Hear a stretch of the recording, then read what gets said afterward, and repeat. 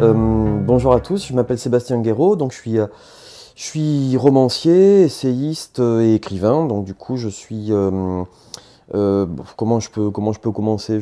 Depuis les années 2000, depuis le début des années 2000, en fait, j'ai commencé en fait un travail de recherche en fait sur pour faire court, sur le rapport entre le cinéma d'horreur et l'image documentaire.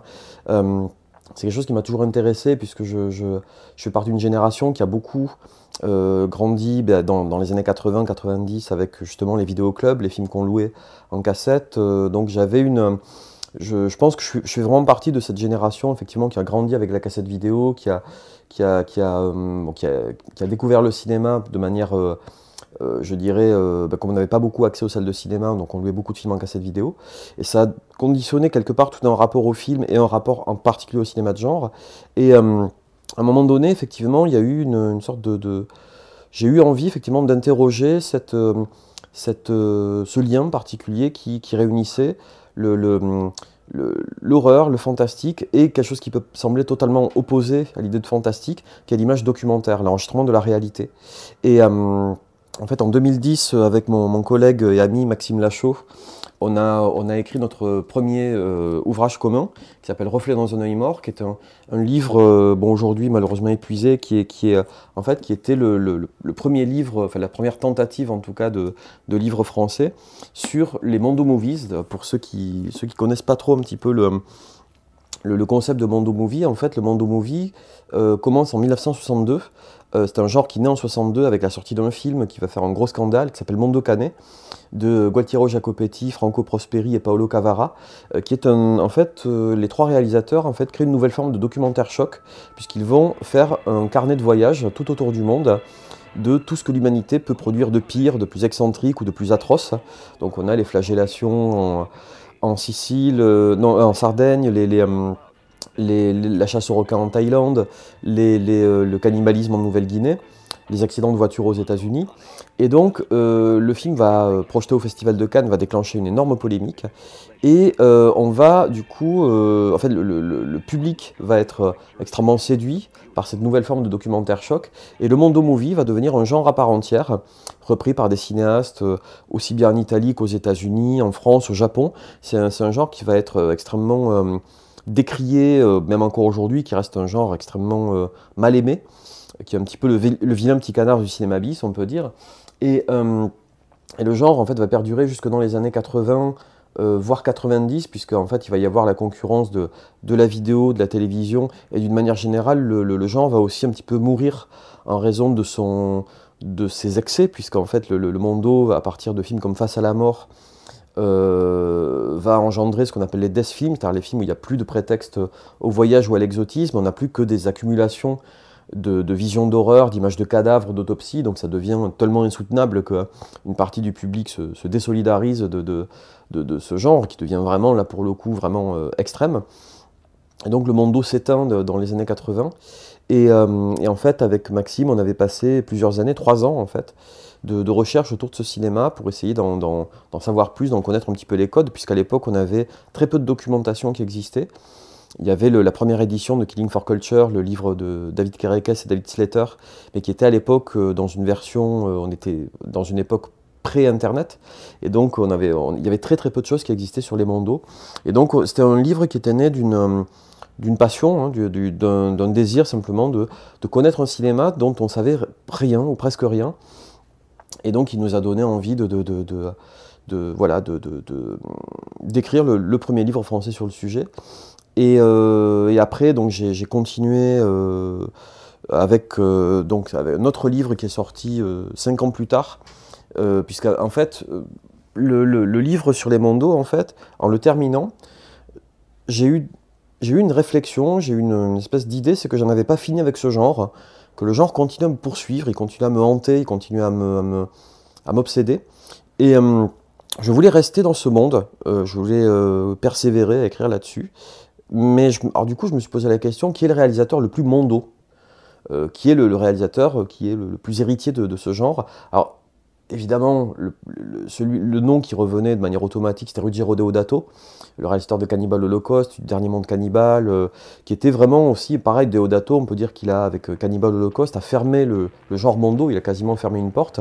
Cannibal Holocaust, bon, qui est un film culte, hein, il a été considéré comme le film le plus controversé de l'histoire du cinéma, le film le plus détesté, en raison des massacres d'animaux, la légende complètement fabriquée, que c'était un snuff movie, etc. Et donc Deodato était le réalisateur le plus indiqué pour aller pour aller là-dedans. Mais je me suis vite aperçu que Deodato était justement tellement suranalysé. En fait, j'avais lu quelque part, à ce moment-là, j'ai lu quelque part que le, le film de toute l'histoire du cinéma sur lequel on a écrit le plus de pages internet, c'est pas Citizen Kane, c'est pas 2001 Odyssée de l'espace, c'est Cannibal Holocaust. C'est-à-dire que c'est le film de toute l'histoire du cinéma sur lequel il y a le plus de trucs écrits. Alors, quand j'ai vu ça, ça m'a un peu découragé, je me suis dit non, je vais changer d'optique.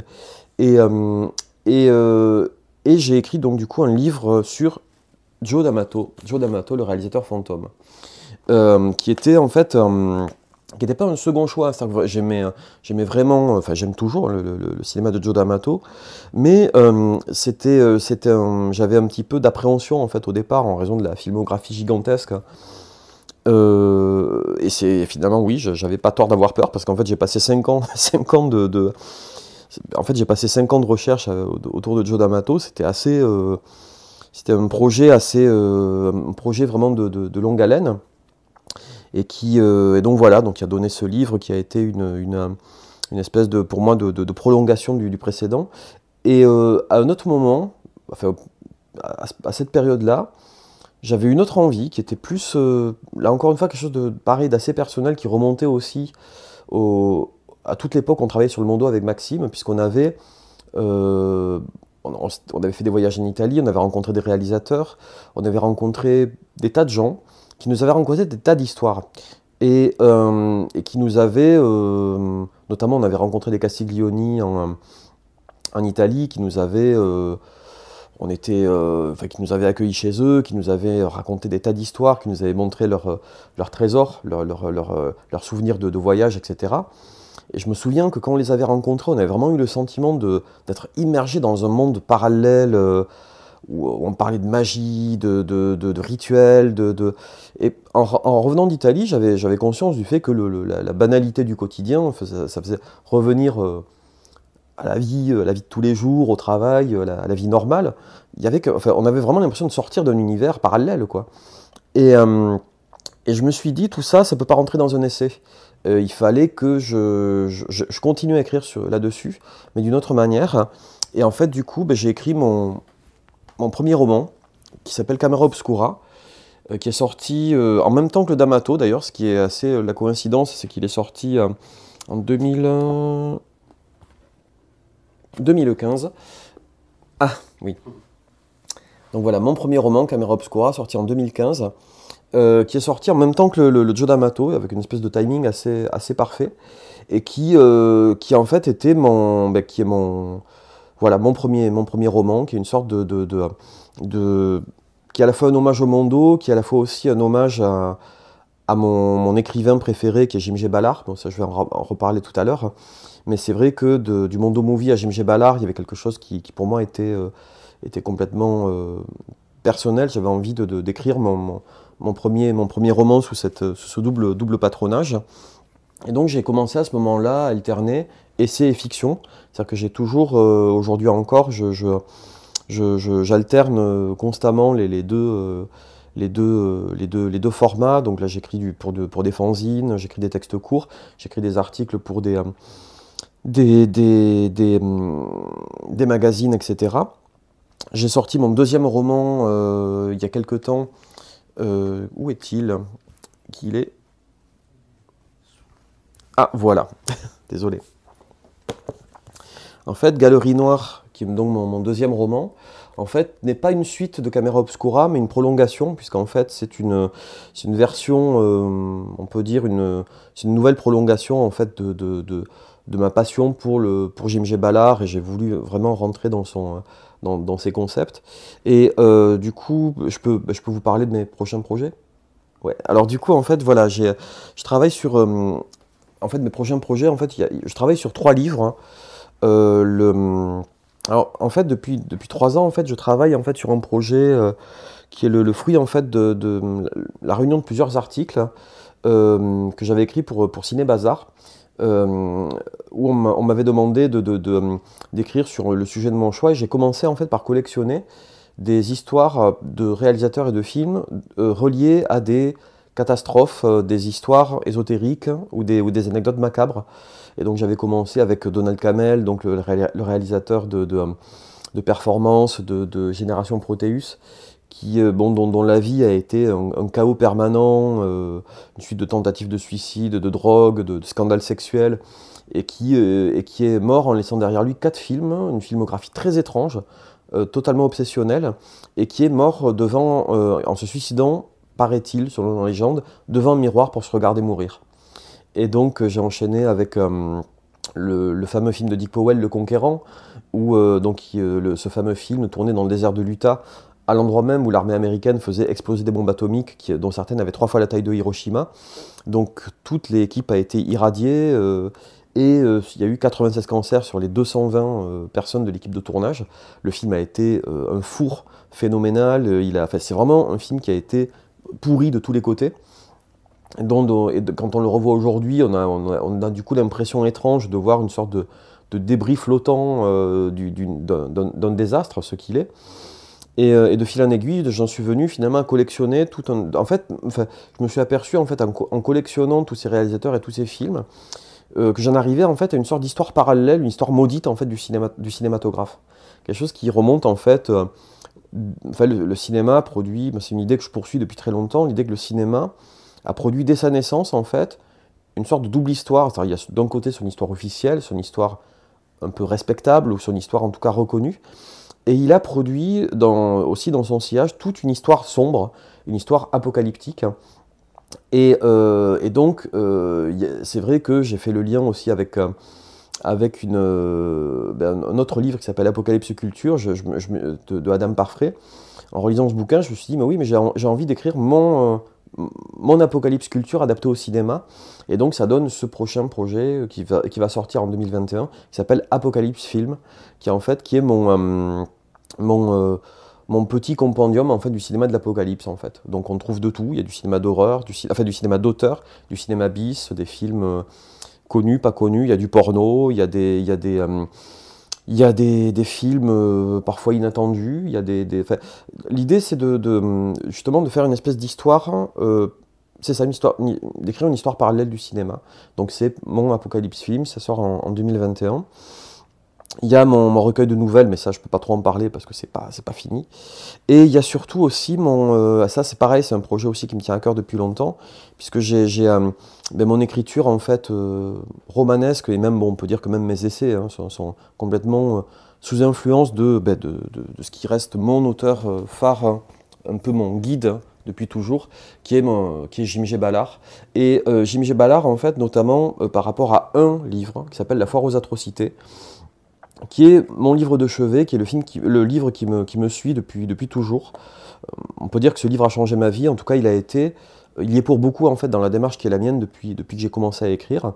Et en fait La Foire aux atrocités est un roman expérimental, une sorte de roman d'horreur, on peut dire ça, où tous les personnages sont interchangeables. Ça se passe dans un lieu indéterminé qui est à la fois un hôpital psychiatrique, une sorte de galerie d'art à ciel ouvert, une salle de projection macabre, où des personnages en fait à demi fous, à demi hallucinés en fait, vivent des sortes d'expériences de transe.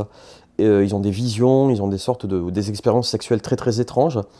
Et donc ce livre qui est un peu on peut dire que dans chaque livre que j'écris, que ce soit mes essais ou mes romans, j'essayais à chaque fois de réécrire La Foire aux atrocités. C'est un livre qui est pour moi fondamental.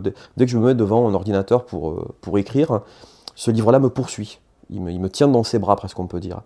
Et donc, à un moment donné, j'ai décidé de prendre le taureau par les cornes, et en tout cas de revenir à la source, et de me dire, bon, je vais faire un essai sur ce livre. Voilà, je vais expliquer pourquoi pourquoi j'aime ce livre, quel est le lien dans ma vie que j'entretiens avec lui, pourquoi est-ce que j'écris sans arrêt, en parallèle avec ce livre. Et donc c'est un livre qui s'appelle Gothique synthétique, hein, qui va sortir aux éditions Le Feu Follet, la collection Le Feu Follet des éditions Le Feu Sacré, qui est en fait une collection d'essais autobiographiques, en fait, où chaque auteur est invité à interroger son livre de chevet en décrivant pourquoi il ou elle écrit en lien avec ce livre, pourquoi en tant que lecteur ou lectrice, il a fait d'eux des auteurs et autrices, en fait. Donc du coup, c'est un peu une espèce de retour aux sources, en fait, à travers mon lien avec la foire aux atrocités. J'essaie de décrire un petit peu ce que je suis et pourquoi je fais ce que je fais, en fait. Voilà, c'est un peu une espèce de retour aux sources, quoi. Donc ça, c'est mes 3 prochains projets. Et aussi, juste pour en revenir aussi par rapport à Crash, il y a donc pour la sortie du Blu-ray donc de Carlotta. Donc Carlotta m'a demandé, en complément en fait du livret donc, qui est concocté par Olivier Père, qui traite de manière assez exhaustive du film de Cronenberg. Donc Carlotta m'a demandé d'écrire un livret en parallèle sur le livre Crash. Donc je reviens toujours sur Ballard, toujours. Et donc voilà, donc du coup c'est un travail complémentaire en fait de mon essai sur la foire aux atrocités. Ça permet voilà encore une fois de boucler la boucle. Donc voilà.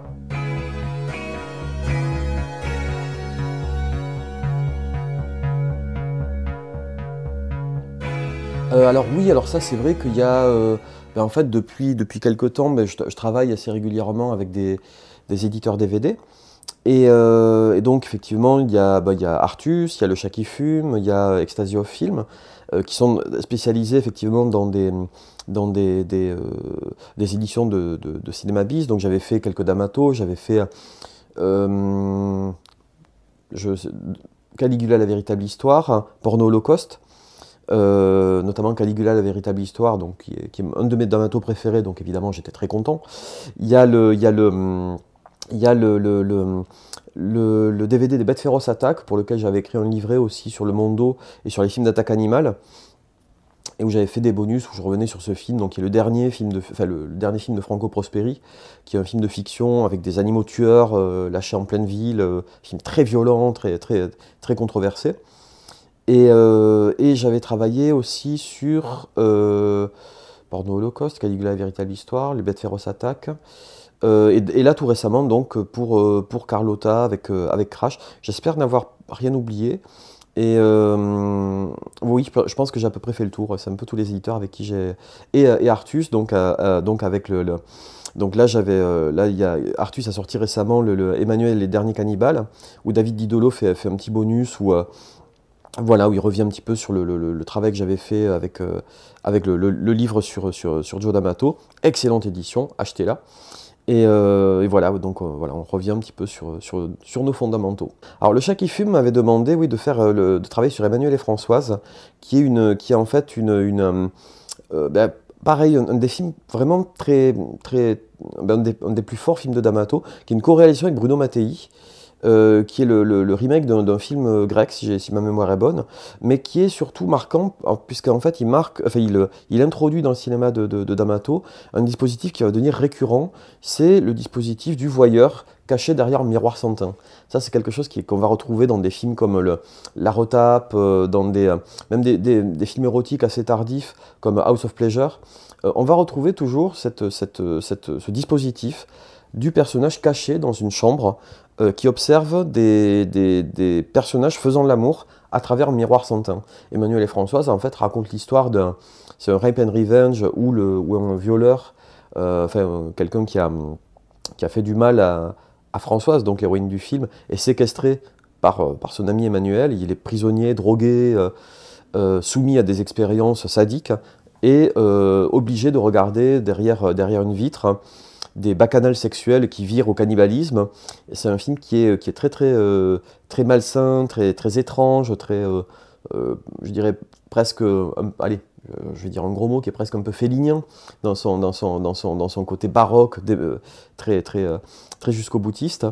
Et donc voilà, c'est un excellent film de Joe D'Amato, très belle édition du Chat qui fume. Et évidemment, j'étais très fier et très très heureux de pouvoir y participer.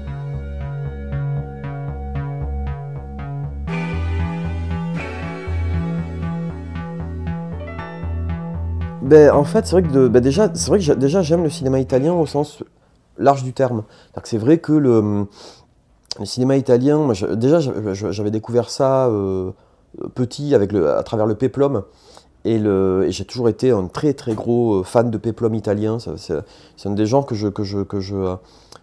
j'aime le plus et que je revois. Et d'ailleurs, je suis souvent un peu triste de voir aujourd'hui que le péplum italien est à ce point oublié. D'ailleurs, c'est un genre qui est peu réédité, qui est peu visible, qui est jamais diffusé à la télé, on a l'impression maintenant que le péplum, qui pourtant a été très populaire, et même dans les années 80, on en voyait très souvent à la télé. Il y avait les gros films épiques à la Quo Vadis américains, mais il y avait aussi tous les petits péplums. Je me souviens avoir vu le Ulysse avec Kirk Douglas. Enfin, il y avait vraiment les 12 travaux d'Hercule, c'est Kotafavi, je crois qu'il a fait. Je peux me tromper, hein. Bref, tous ces péplums, enfin, les massistes, etc. Et c'est un genre pour lequel j'ai toujours eu un amour, une affection très très très très grande. Et puis évidemment le western que j'avais découvert avec mon père en regardant, avec mon papa, on regardait beaucoup ben, tous les westerns de Sergio Leone, qui évidemment m'ont branché après coup sur les autres westerns italiens. Après, après j'ai découvert ben, les Django, enfin, les films de Sergio Corbucci, toute la série des Django, qui repassait d'ailleurs, qui repassait pas mal sur la 5, si ma mémoire est bonne. Et donc de fil en aiguille, eh ben, j'ai découvert pareil une arborescence inouïe. Et une fois de plus, remercions Alain Petit pour son ouvrage 20 ans de western européen, qui était quand même un livre qui arrivait, un travail éditorial qui arrivait à une époque où on trouvait vraiment rien sur le western italien. Et donc c'est vrai que le péplum, le western, sont pour moi un peu les bases un peu de ce cinéma italien populaire. Après, il y a tout le cinéma d'Antonioni, il y a tout le grand cinéma d'auteur italien que j'admire tout autant, hein. C'est vraiment j'ai toujours pensé que l'Italie avait produit un cinéma qui était d'une. Ben, je pense ça pouvait s'expliquer par plusieurs paramètres, hein. Le fait qu'on avait le cinéma italien avait de très grands metteurs en scène, mais surtout de très grands monteurs, de très grands musiciens.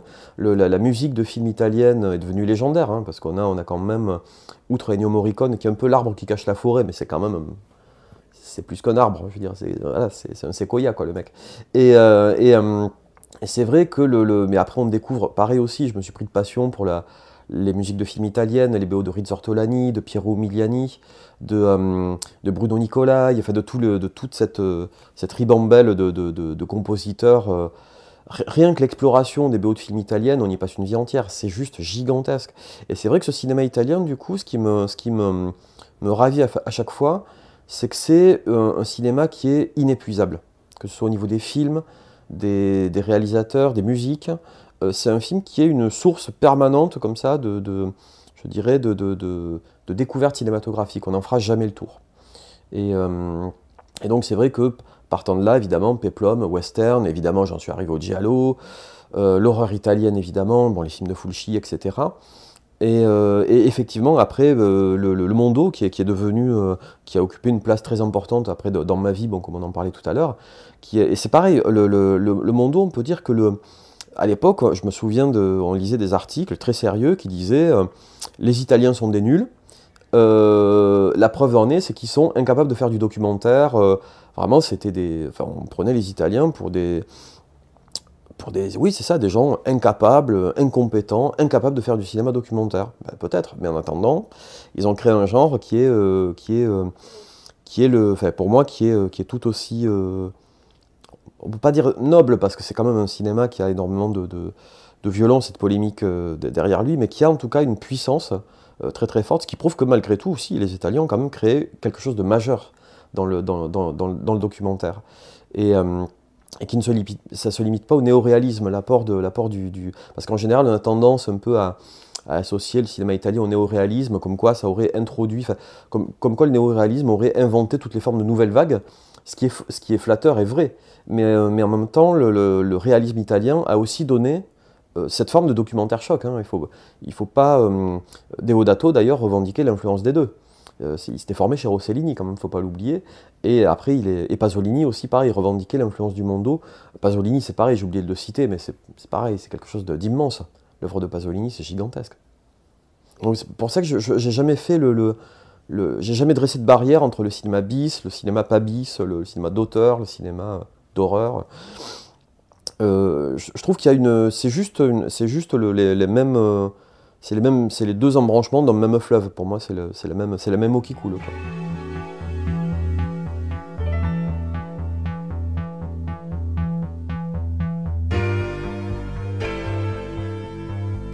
Joe D'Amato. Alors effectivement, là, ça devient compliqué parce que le Joe D'Amato, bah, comme on l'a dit, c'est un réalisateur qui a fait plus de 200 films, approximativement. C'est quelqu'un qui est crédité, en tout cas, sur quelque chose comme presque 400 métrages. C'est quelque chose d'immense. Alors évidemment, je vais pas évidemment vous balancer toute la filmo d'un coup. Et de toute façon, j'ai pas assez de mémoire pour ça. Ce que je peux vous dire, en tout cas, c'est que D'Amato, en fait, débute il débute dans le western. Il travaille notamment avec Demofilo Fidani, le réalisateur de Sartana, si ton bras gauche te gêne, coupe-le. Il travaille avec Michele Lupo notamment là aussi sur des westerns, avec notamment il y a Méfie-toi Ben, Charlie veut ta peau. Donc le western est un genre que D'Amato va beaucoup pratiquer en tant qu'assistant réalisateur. Et il passe à la réalisation, en fait, il tourne son premier western avec, c'est son premier film en tant que réalisateur, mais il n'est pas crédité. En fait, on trouve dans ce film le pseudonyme de Dick Spitfire, qui est celui de Demofilo Fidani, mais on sait aujourd'hui que c'est le premier film réalisé par Aristide Massachesi, puisque évidemment Joe D'Amato est un pseudonyme, Aristide Massachesi est son vrai nom. Alors Planque-toi minable, Trinita arrive, un film qui a été tourné en quelques jours, avec un budget misérable et qui est vraiment pas très bon, mais qui est par contre un film assez marrant, puisque c'est un film qui trahisse la misère de son budget à chaque instant. Et D'Amato, en fait, Massachesi, je devrais plutôt dire, je dirais, a pris le genre de manière assez fantaisiste, puisqu'on voit un des personnages,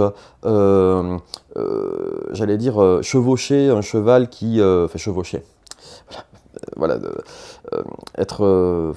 il utilise un cheval, je dirais, qui est équipé d'une selle et d'un guidon de vélo, de moto et d'un rétroviseur. Il demande à ce qu'on lui fasse le plein de super. Il y a des gags comme ça assez lourds. Donc c'est un film assez débile, mais très marrant. Et qui porte bien son titre, Planque-toi minable, Trinita arrive. Ensuite, il tourne son premier long métrage officiel sous le nom de Aristide Massachesi, qui s'appelle La mort a souri à l'assassin, qui est un très très beau film gothique, qui emprunte des éléments du giallo, mais qui est aussi un film gothique, qui emprunte notamment à tout le gothique littéraire. Il y a un perroquet qui s'appelle Udolpho, il y a beaucoup de références à Edgar Poe, il y a à l'emmurée vivante, il y a une scène où un personnage est emmuré vivant. Donc c'est une espèce de mix comme ça, de tout un tas de références littéraires gothiques. C'est un film très beau. Et donc par la suite, après, D'Amato enchaîne, qui ne s'appelle pas encore Joe D'Amato, donc il trouve son pseudonyme sur le film Bill Cormac le Fédéré. Il enchaîne surtout avec la partie de sa filmo la plus connue, qui est la série des Black Emanuel, avec Black Emanuel Black Emanuel en Amérique, avec les séquences Snuff Movie, Black Emanuel autour du monde, qui est peut-être un de ses films les plus extrêmes, où il mélange gore, sexe et Snuff Movie, donc dans le cadre de Emmanuel en Amérique. Et ensuite, on arrive à sa période gore, avec Emmanuel et Françoise, dont j'ai déjà parlé, qui est un film assez central aussi dans son mélange d'érotisme et de violence. Il y a cette période Mondo, mais qui n'est pas forcément très, très marquante, avec les Naughty Porno del Mondo qu'il fait avec Bruno Mattei. Et on en arrive, sans transition, à sa période gore, avec Anthropophagus, Blue Holocaust, Horrible, qui sont vraiment une trilogie un peu de l'extrême. On sait que, où vraiment D'Amato, qui est vraiment passionné par les effets spéciaux, par la violence, etc., va se lancer vraiment de manière assez extrémiste dans le gore, tous azimuts. Et pour la petite histoire, il faut rappeler qu'Anthropophagus a fait partie de la liste des 72 films qui étaient considérés comme des vidéos nasties au Royaume-Uni, au point qu'on en avait passé un extrait au journal télévisé en prétendant qu'il s'agissait d'authentiques snuff movies où les acteurs étaient vraiment morts. Donc on peut dire que le cinéma de D'Amato avait franchi le cap de la légalité en Angleterre. Et suite à ça, en fait, D'Amato, qui aurait aimé rester dans le gore, mais il a toujours dit qu'il avait toujours été limité par des effets spéciaux qui n'étaient pas forcément très au point, enchaîne en fait sur une période aussi qui est assez représentative en tout cas du bis italien des années 80, puisque dans les années 80, le cinéma italien va de plus en plus, et parfois de manière de plus en plus désespérée, tenter de concurrencer les blockbusters italiens, les blockbusters américains. Il y a des sous Star Wars avec Star Crash, et il y a des sous Conan. Et Conan le Barbare sort en 1982, évidemment Joe D'Amato riposte avec Hathor. Hathor qui est un peu, un peu une sorte de clone du héros évidemment incarné par Arnold Schwarzenegger. Donc là on retrouve Miles O'Keeffe avec une actrice aussi qui va devenir un peu une égérie un petit peu du sous-Conan italien, enfin de l'heroic fantasy italienne qui est Sabrina Ciani. Le film est signé sous le pseudonyme de David Hills. D'Amato, donc sous le pseudonyme de David Hills, va persévérer dans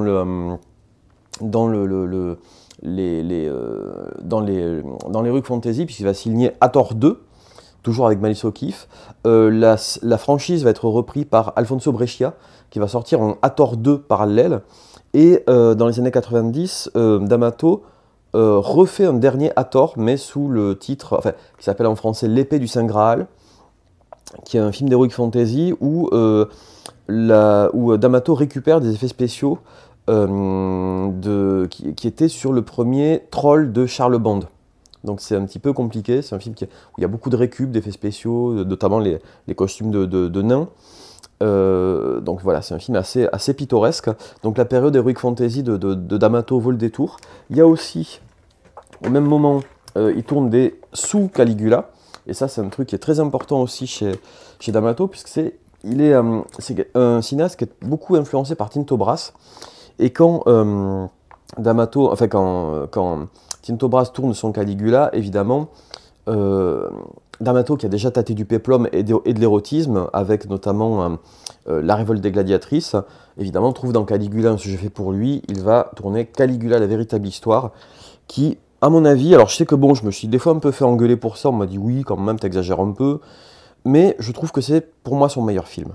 Je veux dire par là que c'est son plus personnel, au sens où c'est une espèce de portrait de la folie humaine, où à travers alors c'est un péplum à très petit budget, mais à travers le personnage de Caligula, D'Amato fait une sorte d'éventail de toutes les perversions humaines, de la folie, de la mort. Il y a vraiment quelque chose qui rappelle quelque chose qui me rappelle vraiment certains personnages un petit peu déchus, destructeurs, qu'il y a dans des films comme Blue Holocaust, Anthropophagus aussi.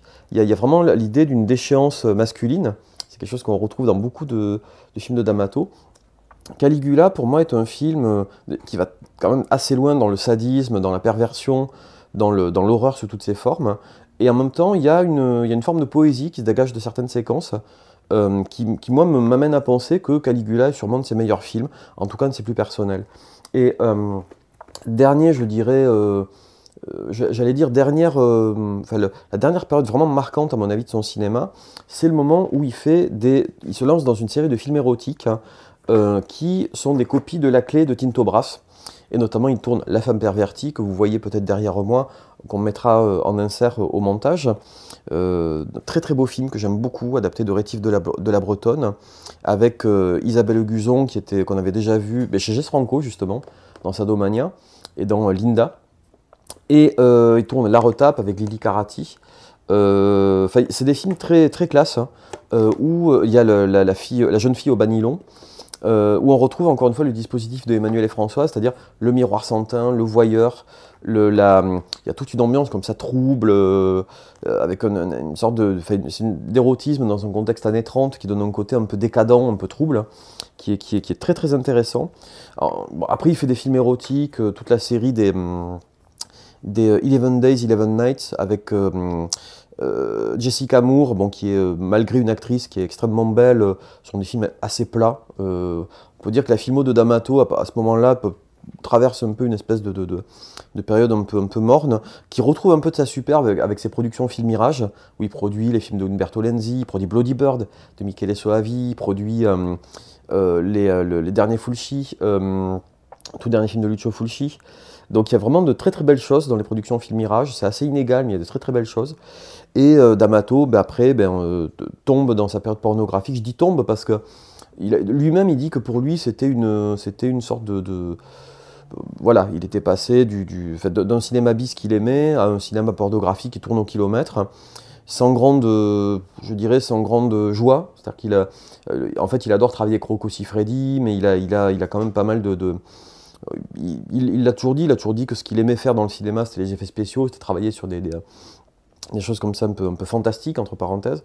Et là, dans le porno, bon, il va en tourner jusqu'à sa mort en 1999, mais il va jamais retrouver le plaisir de cinéma qu'il avait avant. Et donc voilà, bon, pour la petite histoire, alors, encore une fois, je colporte des rumeurs et qui sont très vraisemblablement fausses, mais bon, il y a quand même une histoire que je dois quand même vous raconter parce qu'elle me paraît assez belle, l'idée que une rumeur comme quoi voudrait qu'il serait mort caméra au point en tournant une version porno de Highlander dans sa maison. C'est possible, peut-être pas, c'est peut-être une pure invention, mais c'est une belle histoire. Et je trouve en tout cas, elle s'accorde bien avec l'image de Joe D'Amato, qui, juste pour terminer là-dessus, c'est quelqu'un qui a aussi un gros point commun avec Jess Franco, c'est que c'est d'énormes fumeurs. On les voit en interview à fumer clope sur clope sur clope. Les interviews de Franco, de D'Amato, c'est une vraie tabagie, quoi.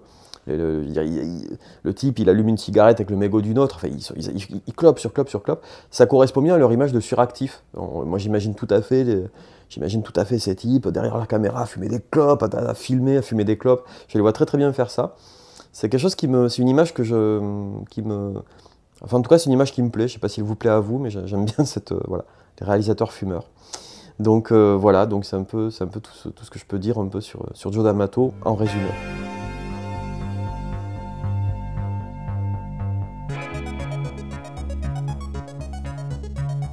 Oui, alors Joe D'Amato, c'est vrai que c'est un livre qui est Joe D'Amato, le réalisateur fantôme, qui s'appelle comme ça en fait au départ parce que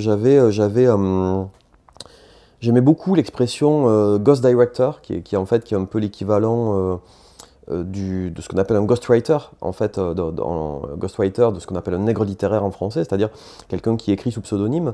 Et donc Ghost Director, c'est un réalisateur fantôme, c'est quelqu'un qui travaille sous pseudonyme.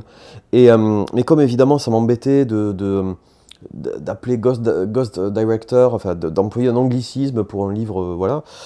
Les anglicismes, je trouve ça un peu ringard, je trouve il y a beaucoup d'écrivains qui font ça, je trouve ça un peu ringard. Alors du coup, je me suis dit, bon, je vais appeler ça le réalisateur fantôme, même si ça n'a pas tout à fait le même sens, mais bon, il y a un côté maison hantée, moi ça me plaît toujours, donc du coup je me suis dit je vais l'appeler comme ça.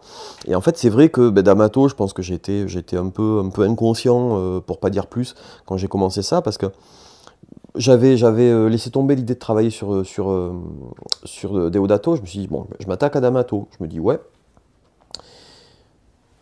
Du coup, je vais consulter, encore une fois, je consulte le peu que j'avais sous la main, c'est-à-dire qu'il y avait le Monster Beast de Norbert Moutier, qui était bon,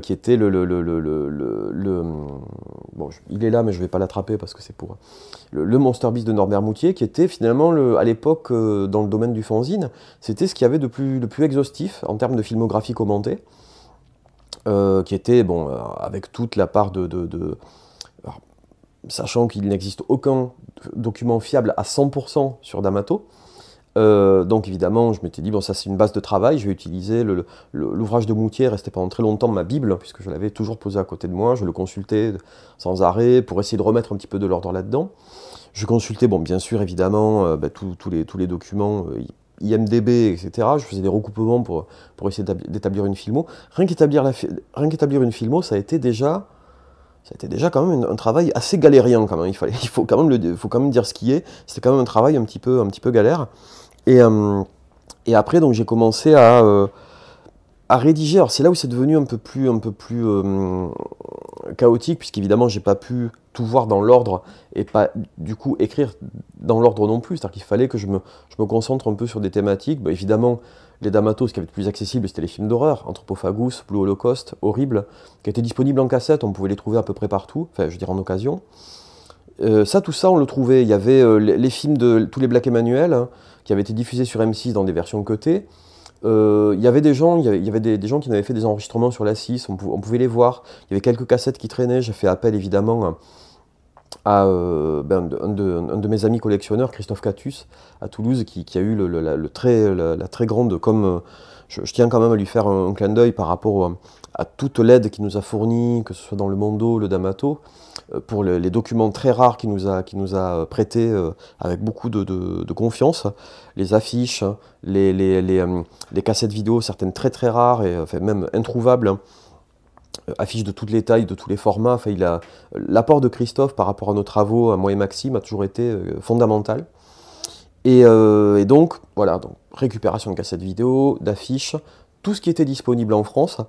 Et une fois que je suis tombé là-dessus, enfin, une fois que j'ai rassemblé tout ça, ben, il y avait des trous, quoi. Il y avait des trous, il y avait d'énormes lacunes. Et là, bon, ben, il a fallu télécharger des trucs, il a fallu chercher en Italie, en import, par tous les moyens possibles et imaginables, des films introuvables. Entre-temps, j'avais pu trouver dans une librairie parisienne l'ouvrage précieux de Gordiano Lupi, qui est le livre italien sur Joe D'Amato, qui était sorti dans si je dis pas de sottises, qui est sorti dans la maison d'édition de Luigi Cozzi, qui publie des bouquins, et donc le bouquin de Gordiano Lupi, qui était sorti donc en italien. Alors je l'achète évidemment, ne parlant pas couramment italien. J'ai ouvert mon ordinateur, j'ai pris des logiciels de traduction automatique et j'ai traduit paragraphe par paragraphe tout le livre. Comme ça, c'est un travail débile. Mais du coup, comme ça, j'ai pu reconstituer des éléments manquants, j'ai pu trouver des informations que j'avais pas. Et en fait, on peut dire que pendant ces 5 années, je passais ma vie constamment à chercher, comme ça, genre je complétais le puzzle, comme ça. Je me souviens avoir passé, c'était l'été 2011, je me rappelle, avoir passé tout l'été sur des sites de cul russes, des sites porno russes, à regarder des pornos de D'Amato doublés en russe, à choper des virus sur l'ordinateur, c'était assez absurde. Et donc comme ça, c'était une espèce de boulot, comme ça, un peu de petit galérien. Je me sentais comme une espèce de petit rameur, comme ça, dans une BD d'Astérix. Mais petit à petit, bon, je gardais la pêche, je me disais, bon, mais petit à petit, je reconstitue le puzzle. Et au bout de 5 années, finalement, j'ai réussi, et je ne l'ai toujours pas fini, hein, ce puzzle. Hein. C'est-à-dire qu'il y a toujours il y a des films que j'ai vus après coup, donc il y a eu bon, évidemment, j'ai quand même, bon, j'ai pas essayé de faire croire que j'avais vu des films que j'avais pas vus, mais donc j'ai quand même essayé d'être le plus près possible de ce dont j'étais sûr. Mais encore une fois, j'ai beaucoup, c'est un peu bon, ce qui explique aussi un peu le fait que bon, maintenant le bouquin est fini, il est sorti, il y a pas mal d'années qui sont passées. C'est un livre qui aujourd'hui me laisse toujours un peu insatisfait dans la mesure où, comme je le disais, à l'époque où je l'écrivais, il n'y avait pas de document fiable à 100%, et je ne suis pas sûr non plus que mon livre soit fiable à 100%. On travaille, c'est comme chez Jess Franco, il faut admettre qu'il y a une part d'approximation qui est là et sera toujours. Il est possible, il est très probable qu'il reste une part d'erreur, il y a peut-être des informations que j'ai lues quelque part qui étaient erronées, c'est tout à fait possible. Et bon, j'espère que le lecteur aura l'indulgence qu'il découvre aujourd'hui, aura l'indulgence de ne pas m'en vouloir pour des erreurs qui peuvent objectivement y rester. Voilà, mais bon, j'ai fait ce que j'ai pu. J'ai mis tout l'amour que j'ai pu dans ce livre. J'ai mis tout, ouais, c'est ça, j'ai mis tout mon amour, toute mon énergie. J'ai fait ce que j'ai pu. Et voilà, maintenant, le bouquin est ce qu'il est. J'espère qu'en tout cas, il pourra... Ce qui me rendrait très, très heureux, c'est de savoir que celui-là, ou une partie de mon travail, a pu servir pour le travail des autres. Si quelqu'un un peu utilise mon travail pour enrichir le sien, je pense que j'aurais fait mon taf.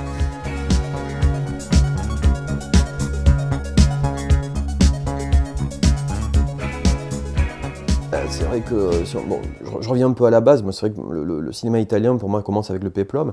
Et c'est vrai que mes péplums préférés, il y a mes péplums italiens préférés, il y a le Cabiria, de Giovanni Pastrone, si je ne dis pas de sottises, qui est pour moi le plus grand péplum de tous les temps, 1914, un film muet gigantesque, avec un faux scénario de Gabriele D'Annunzio, parce que D'Annunzio n'avait fait que signer les feuilles.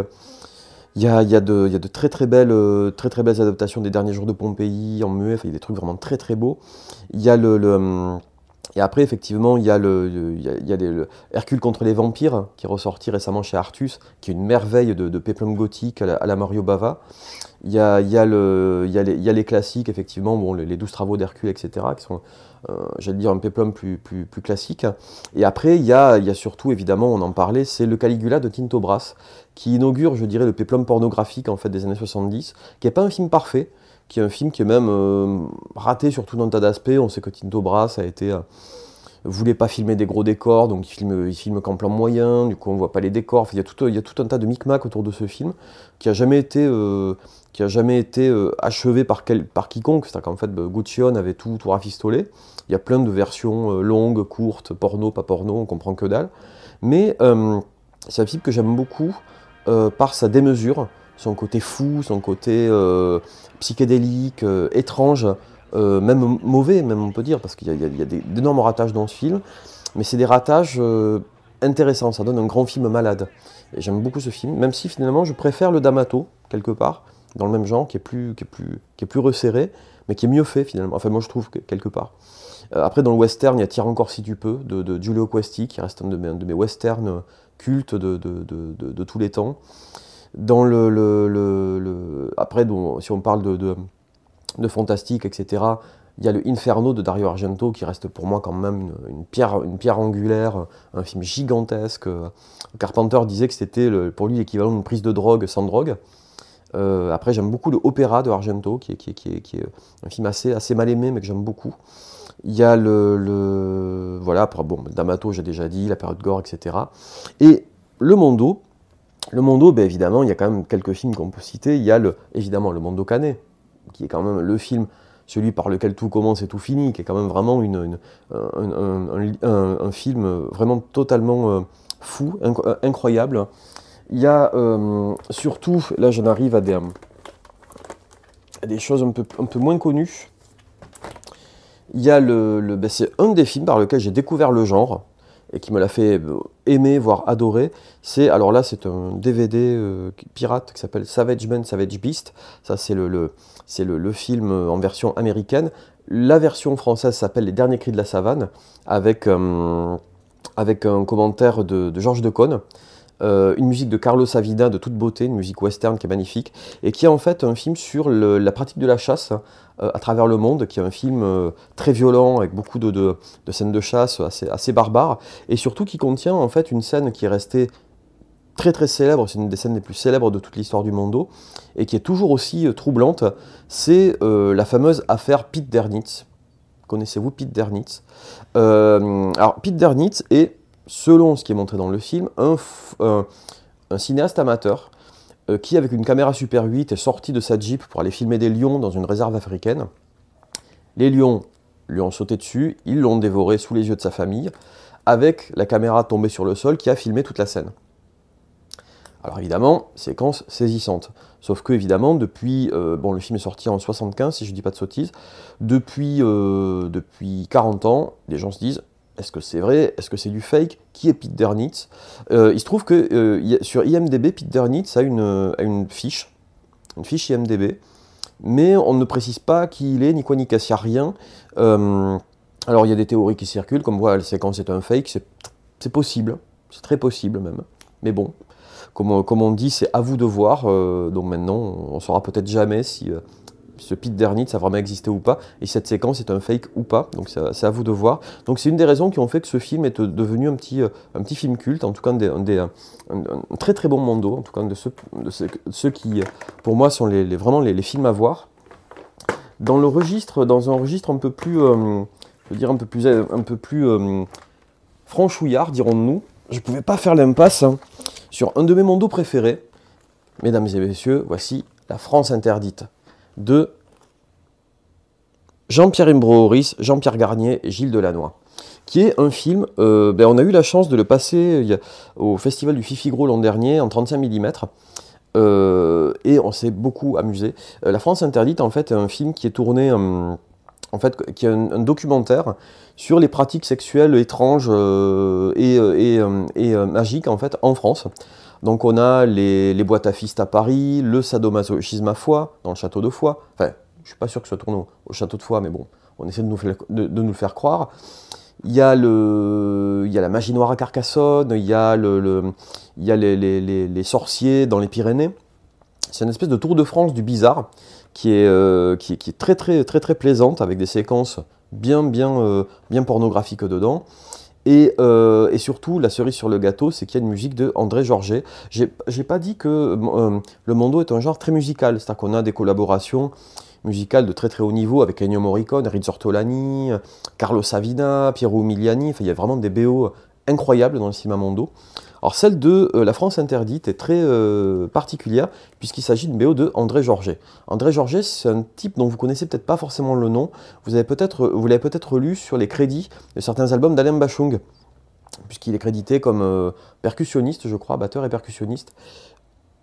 Enfin, je suis plus très sûr, mais bon, enfin, en tout cas, il est crédité. C'est un c'est un musicien et ami fidèle de Alain Bachung.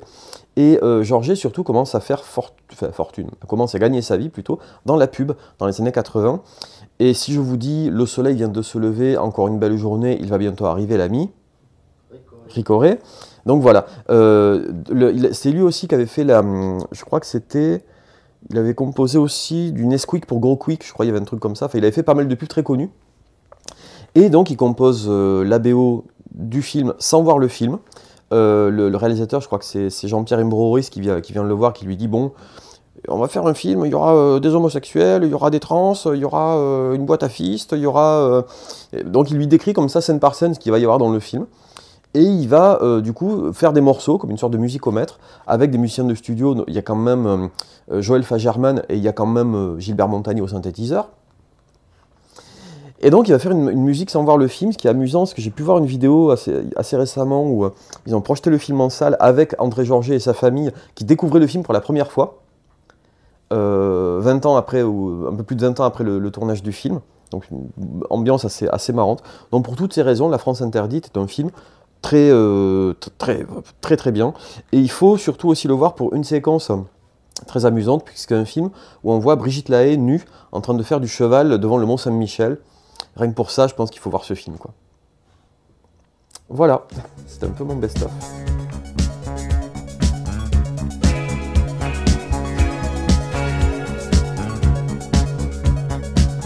Alors du coup, la radio, c'est un autre... donc du coup, je reviens sur le travail commun qu'on fait avec Maxime Lachaud. Donc Maxime Lachaud qui est bien connu maintenant aujourd'hui pour notamment des amateurs pour les lecteurs de son livre Redneck Movies, puisque c'est un grand spécialiste américain, un grand spécialiste français de la culture américaine, et donc qui sort son prochain film très bientôt, donc on en reparlera.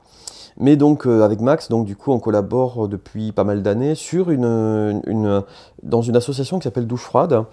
Je dis association parce qu'en fait au départ Douche Froide donc, est une structure associative, un collectif à l'origine, qui au départ en fait a pris la forme d'un fanzine avec CD, puis qui est devenu une émission radiophonique, et depuis maintenant, on peut dire, pour faire court, je schématise, à peu près une vingtaine d'années. En tout cas maintenant, on s'est stabilisé, je dirais, autour d'un format, une émission radio qui se déroule sur Canal Sud 92.2, écoutez-la, bande FM, donc tous les 15 jours, lundi tous les 15 jours, ou de 10h du matin à 1h de 10h du soir à 1h du matin. En fait, c'est une émission qui est consacrée à toutes les musiques froides, expérimentales et gothiques et industrielles. Donc en fait, on peut dire qu'il y a une certaine prédominance des musiques électroniques sombres.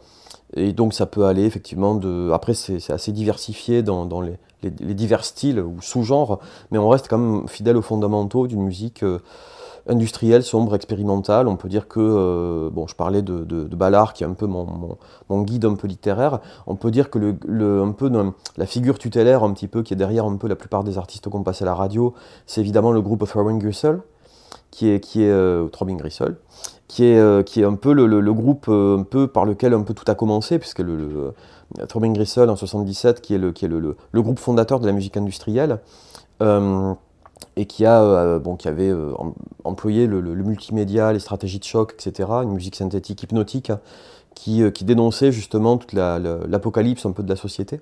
Et donc c'est vrai qu'on peut dire que c'est un groupe qui, à la fois dans l'esthétique et dans presque d'un point de vue spirituel, un petit peu à conditionner un peu tout ce qu'on fait à la radio. Et comme on a toujours aimé le côté transversal, on a toujours mélangé des concerts, mais aussi des lectures, des comptes rendus cinéma. On essaie en fait, notre idée, évidemment, c'est d'une part de faire découvrir des artistes qu'on aime ou qu'on défend, mais aussi c'est d'avoir une sorte de cohérence, de fil rouge en fait entre le cinéma, la littérature, la musique, toutes ces formes d'art, même les arts plastiques. On essaie de dégager en fait une espèce de fil rouge, qui est celui effectivement de toutes les nouvelles formes de musique sombre contemporaine, quoi.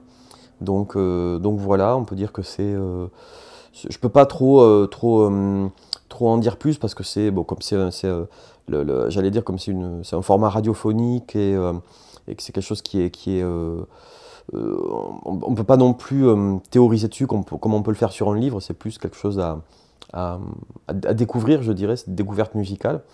Donc voilà, donc c'est un peu un complément, enfin c'est un complément, c'est un peu notre comment on appelle ça, c'est un peu une source première. Moi et Maxime, on revient toujours à l'association, c'est un peu celle qui définit un peu notre démarche de recherche ou artistique. Ouais. Si, je peux signaler aussi pour la petite histoire, hein, c'est que justement, en complément de Douche Froide, on nous avait demandé justement de participer à un ouvrage collectif qui s'appelle Afterpunk Highlights, sous la direction de Tony Le Dugugnalon, qui est en fait un livre sorti il y a un certain nombre d'années et qui a pris très très longtemps à rassembler tous les... on est très très très très fiers d'y avoir participé, puisqu'en fait, l'auteur nous avait demandé, en fonction de Douche Froide, en fait, de raconter une histoire personnelle à travers un album, enfin, sur un album ou un artiste qui a été fondamental pour nous. Alors, bon, évidemment, Maxime et moi, on a chacun décliné nos artistes musicaux, là pour le coup, préférés, et notre raison d'être, et en quoi ça s'inscrit. Pourquoi encore c'est un peu ce que j'avais fait un peu dans le domaine avec Ballard, une démarche un petit peu auto-fictive, c'est-à-dire le fait qu'on va revenir sur le pourquoi on aime ces artistes-là, pourquoi dans nos vies ça a compté à ce point-là, et pourquoi, du coup, dans la radio, ça crée du sens, pourquoi on essaie de passer ce flambeau. Donc voilà, c'est un peu un livre qui est, bon, vous pouvez le constater, qui est quand même assez lourd, assez épais, et bon, voilà, qui est un peu, pour ceux qui connaissent ou pas notre émission, en tout cas, c'est un peu voilà, l'équivalent écrit de la musique qu'on passe à la radio. Je suis un peu confus dans mon expression, mais vous voyez... ouais, voilà, vous voyez ce que je veux dire à peu près.